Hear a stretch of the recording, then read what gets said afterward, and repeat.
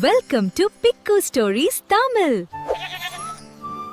ஒரு அழகான தமிழ் கிராமத்தில் காவின் என்ற சிறுவன் ஒரு பெரிய மாம்பழ மரத்தில் தினமும் ஏறி விளையாடுவான். ஒரு நாள் அந்த மரத்தின் கீழே மீனா என்ற சிறுமி அமைதியாக பசித்தபடி உட்கார்ந்திருந்தாள். அதைப் பார்த்த காவின் மரத்தில் ஏறி ஒரு பெரிய இனிய மாம்பழத்தை பறித்து அவளுக்கு கொடுக்க நினைத்தான். ஆனால் கீழே இறங்கும்போது அவன் தவறி விழுந்தான். எல்லா மாம்பழங்களும் குளத்தில் விழுந்துவிட்டது. முதலில் காவின் சோபமாக இருந்தான்.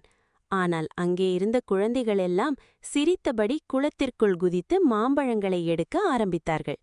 சில நிமிடங்களில் அனைவரும் மரத்தின் கீழே சேர்ந்து மாம்பழங்களை பகிர்ந்து சாப்பிட்டார்கள். அப்போது அந்த கிராமத்து தாத்தா சிரித்தபடி சொன்னார், பகிர்ந்து சாப்பிடும் மாம்பழம்தான் அதிகம் இனிக்கும். அந்த நாளிலிருந்து காவின் மற்றும் மீனா நல்ல நண்பர்களாகி விட்டார்கள். ஒவ்வொரு கோடையும் முதல் மாம்பழத்தை அவர்கள் சேர்ந்து பகிர்ந்து சாப்பிட்டார்கள்.